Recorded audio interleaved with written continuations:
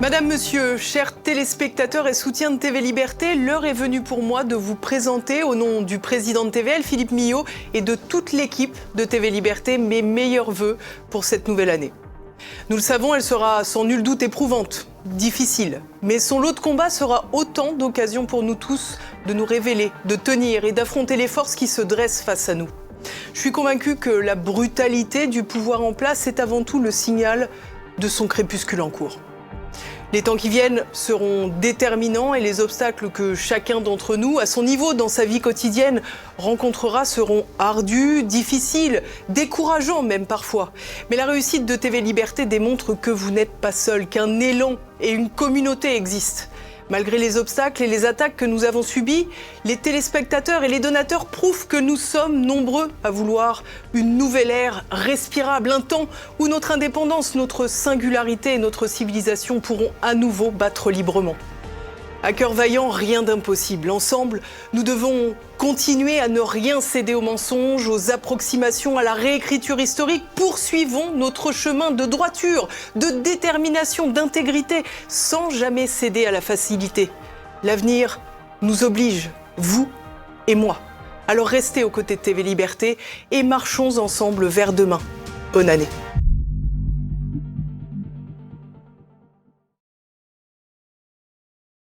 Bonjour. Eh bien, pour ce nouveau numéro de À la française, j'ai le plaisir de vous emmener dans le Sauternais, et plus exactement au château de Fargues, avec Philippe de Lursalus, pour parler de l'art de la dégustation. Alors, suivez-moi.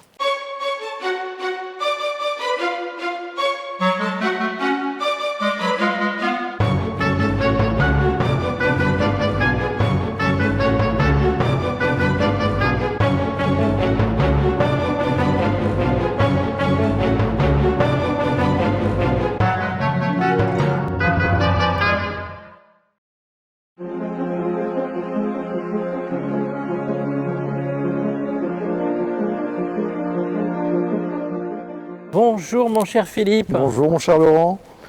Alors Philippe de Lursalus, bonjour, merci de nous accueillir au château de Fargues, dans cette jolie propriété. Château de Fargues qui respire évidemment tout ce passé historique de ta grande famille, qui a fait aujourd'hui de très grands vins dont nous allons parler à Fargues.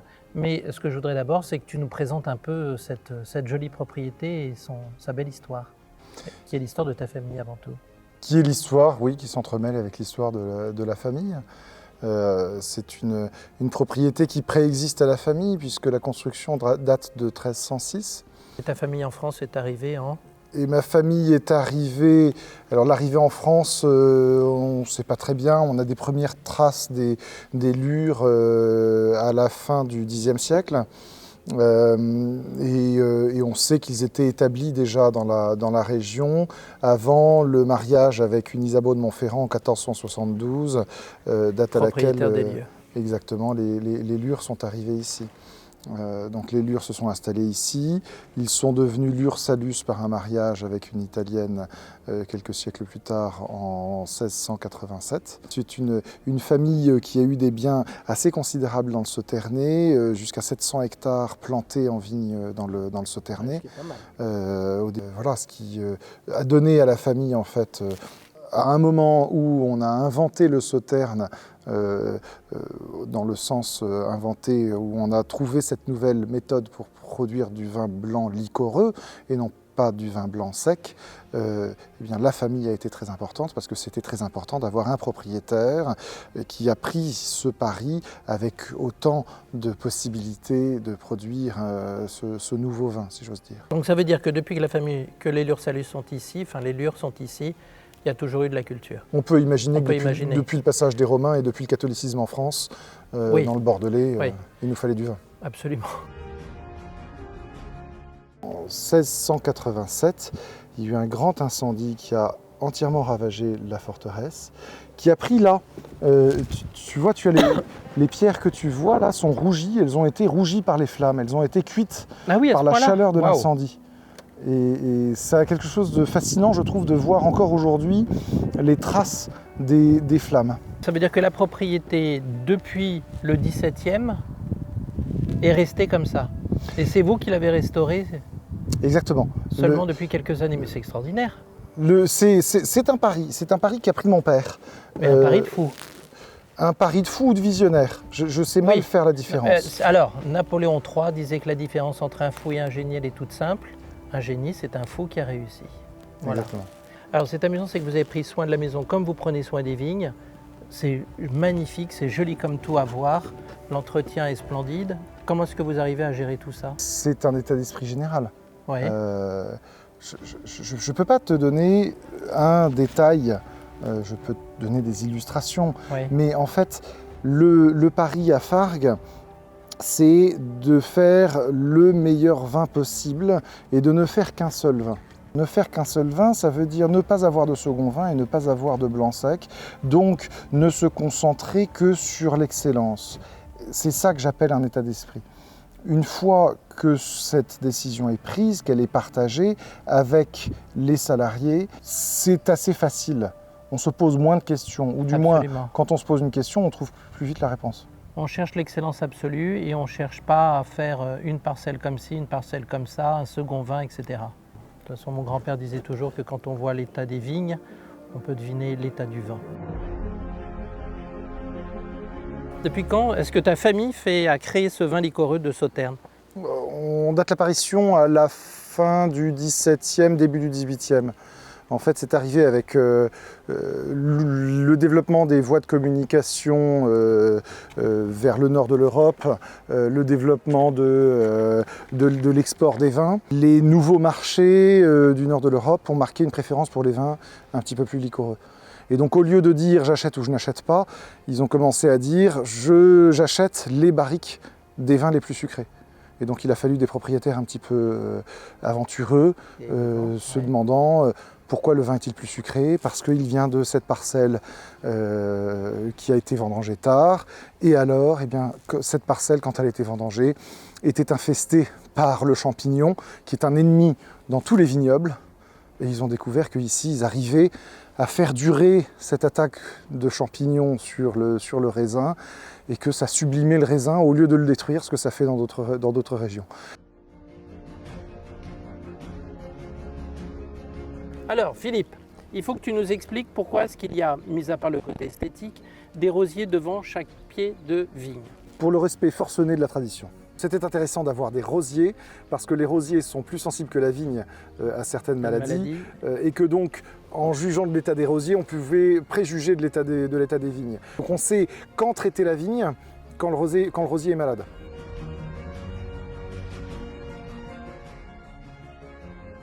Alors, on voit qu'il y a un savoir-faire français qui est quand même très particulier. Qu'est-ce qui fait que nous avons finalement cette avance, ce savoir français? Parce que même quand on regarde les vins dans les Nouveaux Mondes, ils sont signés, les plus grands sont souvent signés par des familles françaises à l'origine. Qu'est-ce qui fait qu'il y a cette particularité française, ce savoir-faire français? Parce que nous avons depuis longtemps en France la possibilité, avec nos terroirs, de faire des grands vins et surtout, et d'abord, la possibilité avec nos marchés de les vendre. Donc les Bordelais ont pu depuis des siècles s'obstiner à faire des vins immenses malgré un terroir difficile. Nous avons un terroir qui est extrêmement humide et on se bat contre le mildiou et contre des maladies. Nous sommes motivés dans cette bataille par le fait que les marchés nous attendent et les amateurs de vin nous attendent. Donc depuis longtemps, nous nous sommes spécialisés dans l'entêtement de produire des grands vins. Entrée, plat, dessert, comment est-ce que tu maries les vins? Alors, on marie les vins, à mon sens, en fonction de leur âge et en fonction de leur qualité organoleptique, c'est-à-dire de ce que la dégustation montrera. Pour moi, pour ce qui est des Sauternes, un vin jeune entre 0 et 10 ans, il faut que tu l'accordes avec une entrée parce que tu veux laisser le vin, tu veux laisser la vivacité du vin, sa sucrosité, s'exprimer sur quelque chose de très frais qui va contrebalancer cette sucrosité. Tu vois. Une salade de crabe, pour moi c'est l'idéal, ou un carpaccio de Saint-Jacques. Voilà. Quand le vin a entre 10 et 25 ans, à ce moment-là, tu peux l'accorder avec une viande blanche, avec la chair avec la chair d'un homard ou d'un crustacé. Et puis quand tu as un vieux millésime, ça c'est le premier millésime que nous ayons fait à Fargues, qui est le 1943.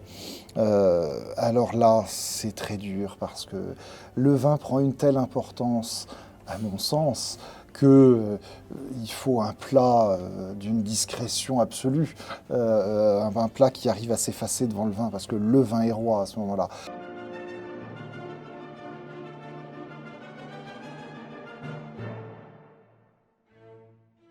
Pourquoi cette première dégustation? Cette première dégustation est pour valider l'intégrité de la bouteille. C'est-à-dire si elle est bouchonnée ou pas? Ça peut être le bouchon, ça peut être d'autres choses. On englobe, dans le terme goût de bouchon, on englobe énormément de fautes du vin. Ça peut être une oxydation due au bouchon, ça peut être d'autres problèmes, d'autres détériorations du vin. Qui sont parfois dus à de la présence de certains produits chimiques dans les chais. Je pense à ce qu'on appelle les Brettanomyces, qui provoquent un vieillissement anticipé du vin par un effet physique. Donc vous avez un vin qui sent la selle de cheval, la transpiration. Voilà. Et ça, c'est un produit chimique qu'on retrouve dans quoi, par exemple? Alors c'est un processus chimique qui est provoqué par une molécule qui entraîne une réaction en chaîne. Ça commence par un petit doute, souvent, et puis vous attendez pour voir si ça se confirme. Et plus vous attendez, plus le vin se dégrade dans votre verre. C'est d'une tristesse infinie. Alors, on a également, évidemment, l'art de la dégustation. C'est un art au sens très général du terme, c'est-à-dire qu'évidemment, il faut qu'il y ait tout ce qui va avec, c'est-à-dire aussi bien les verres. Est-ce qu'il y a une forme particulière pour les vins de Sauternes? L'art de la dégustation, tout d'abord, c'est l'art du plaisir avec le vin. Je pense qu'il est très important de ne pas mettre le formalisme au-dessus du plaisir que doit procurer le vin. Maintenant, si on veut s'intéresser au formalisme, effectivement, nous sommes ici à Bordeaux, donc nous avons tendance à prôner le verre à Bordeaux pour l'intégralité des vins.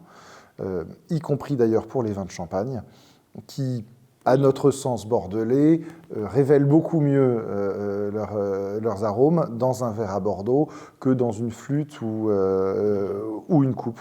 J'ai tendance à être très automatique et à servir dans une seule forme de verre pour une bonne raison, c'est que j'ai une approche un petit peu professionnelle du vin, c'est-à-dire que je veux avoir le même référent pour tous les vins que je bois.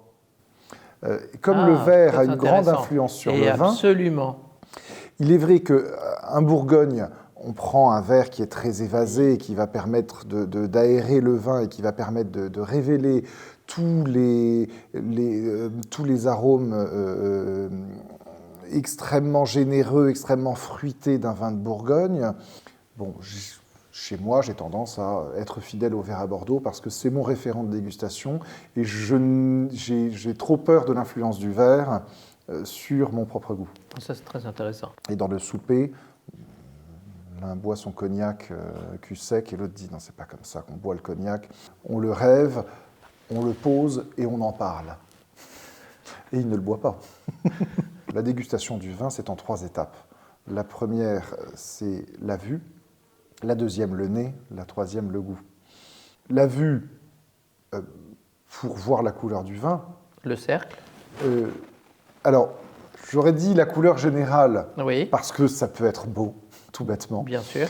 Et puis ensuite, il y a des indications qui peuvent être données. Alors, les indications dans un vin blanc, effectivement, si les bordures sont un peu vertes, ça peut être un indicateur de jeunesse pour le vin.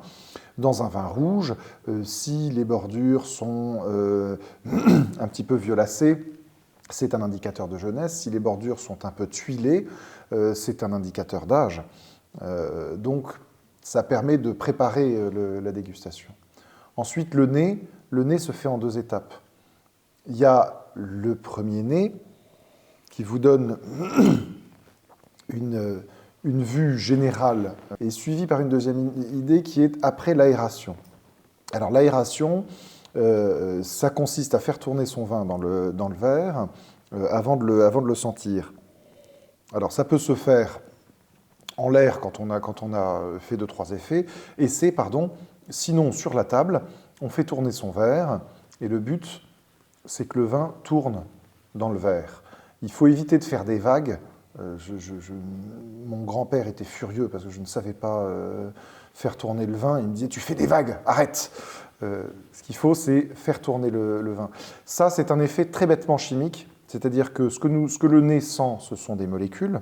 Certaines molécules sont plus lourdes que d'autres, et donc quand on sent au premier nez, on n'a pas l'information des molécules lourdes qu'on va mélanger dans le verre, qu'on va faire remonter et qui vont arriver au nez après l'aération. Là, on a une information un peu plus précise, un peu plus complexe. C'est pour ça que le premier nez est intéressant, parce qu'il donne une idée générale et il guide un petit peu sur l'analyse qu'on va faire au deuxième nez. Au premier nez, on sentait des fleurs blanches et puis des fruits jaunes. Voilà, on a une idée pour le vin que nous buvons de la puissance olfactive. Et au deuxième nez, on va aller plus dans le détail. On va se dire, bon, j'ai senti des fruits jaunes, est-ce que je peux essayer de les analyser? Et puis ensuite, dans la bouche, on trouve une information, un des sens auquel on n'a pas encore fait appel, qui est le sens du toucher. Il y a un toucher du vin en bouche. Ça peut être un côté velouté, ça peut être un côté sirupeux, voilà, il y a une dimension à prendre en compte. De matière. De matière, exactement. L'alcool, le sucre, etc., en fait, font partie d'un équilibre. Oui. Ce qui m'intéresse, c'est l'équilibre. Ce ne sont pas les composants de l'équilibre. Oui, d'accord. C'est-à-dire que s'il y a beaucoup de sucre, si c'est contrebalancé par une certaine acidité, un certain niveau d'alcool et surtout une certaine amertume, à ce moment-là, le taux de sucre m'importe peu. S'il y a un déséquilibre, voilà, là je vais peut-être chercher à comprendre d'où vient le déséquilibre, ou je vais passer à une autre bouteille. Oui. Si je dis abricot, je suis d'accord. Je suis entièrement d'accord. Pour ce qui est d'un sauterne, j'aurais tendance à essayer de travailler les fruits. Donc l'abricot, oui, mais comment?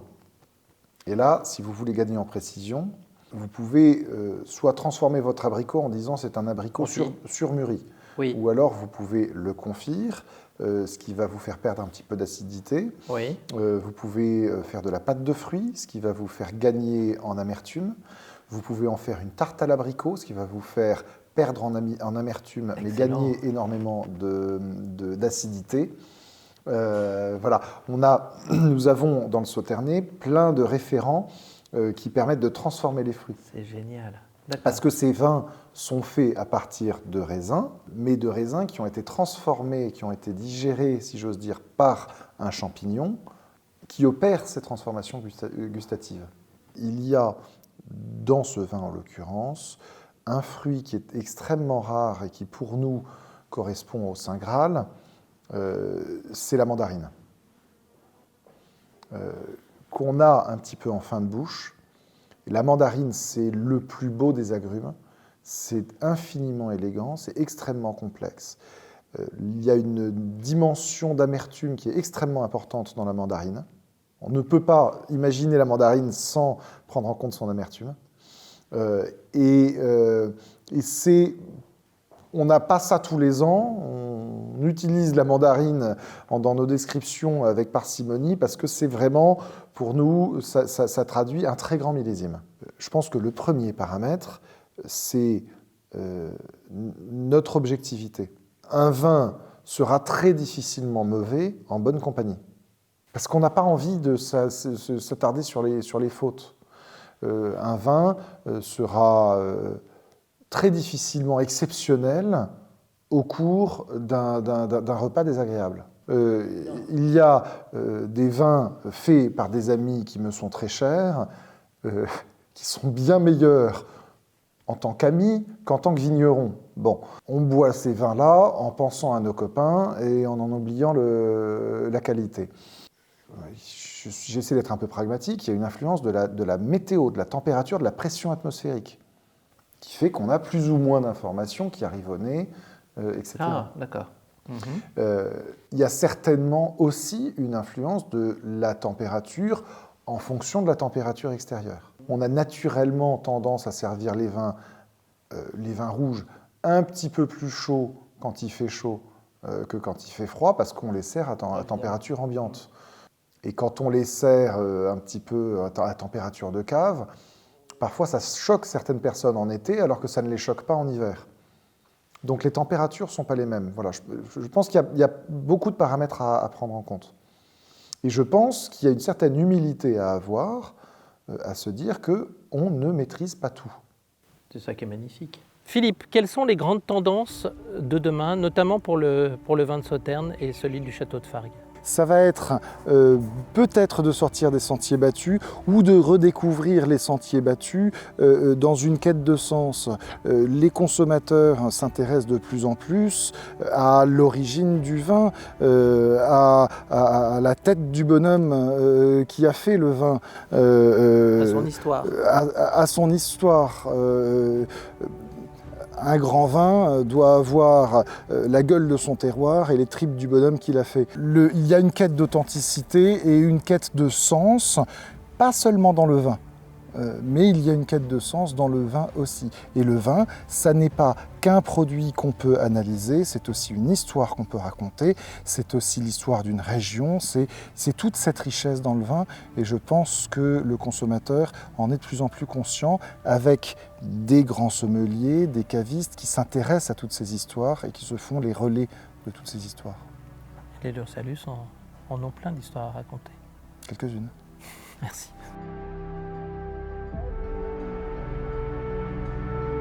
Nous avons 3 questions habituelles dans l'émission. Ta période préférée? Maintenant. Maintenant. Maintenant. On a Maintenant. Premièrement, si on veut s'intéresser à l'histoire, on a quand même accès à des archives et à la littérature qui nous permet de plonger dans l'histoire. Oui. Et on a le bonheur d'avoir les avancées technologiques actuelles qui sont formidables. Très accessoirement, on peut vivre très longtemps dans de très bonnes conditions. Oui. C'est pas forcément désagréable. Et puis en plus, on a pas mal de moyens qui nous permettent de faire des bons vins qu'on n'avait pas il y a 50 ans. Ton artiste préféré? Mon artiste préféré, Glenn Gould. Ah, pourquoi? Nous parlions du génie et de la folie tout à l'heure. Oui. C'est un fou qui nous entraîne dans son génie. C'est joli comme quand on entend les variations de Goldberg, de Glenn Gould, et quand on l'entend chanter, ce qui rendait foudrage les ingénieurs du son, on rentre complètement dans son monde. C'est un type qui me fascine. Et en plus, il jouait assez bien du piano. Me semble-t-il. Ouais, c'est ce qu'on m'a dit. Pour terminer, ton œuvre préférée? Le Comte de Monte Cristo. Ah, et pourquoi? Parce qu'il m'a fait aimer la lecture, parce que je me suis C'est une sorte de retrouvé... vengeance quand même. Ah, mais c'est tellement bien raconté. C'est vrai. Et la vengeance est extrêmement jouissive dans le Comte de Monte Cristo. Mon cher Philippe, pour ceux qui voudront en savoir plus sur l'art de la dégustation et sur Fargues. 2 solutions pour ce qui concerne Fargues, le site internet du château, châteaudefargues.com, ou un livre que j'ai caché derrière mon dos, Château de Fargues aux éditions Glénat, qui est sorti l'année dernière, et dans lequel nous parlons de Fargues bien évidemment, mais aussi des possibilités d'accords mets et vins avec des recettes de chefs, voilà, pour apprendre à mettre en valeur les vins de Sauternes. Ah, il y en a de très très belles photos en plus. En plus, avec des photos sublimes d'un... Oh, waouh, en effet. Voilà, d'un génie bordelais qui est François Poincé, et des textes passionnants d'Hélène Farneau. D'accord, donc l'art de la dégustation est sur Fargues. Eh bien, on rappelle l'auteur, chez Glénat, Château de Fargues. Et les deux auteurs, Hélène Farneau pour les textes et François Poincé pour les photos. Les photos magnifiques. La folle ambition des Lursalus à Sauternes. C'est le moins qu'on en puisse dire. Merci beaucoup Philippe de Lursalus. Merci beaucoup Laurent. Et à très bientôt autour d'une bonne bouteille. Volontiers. Merci.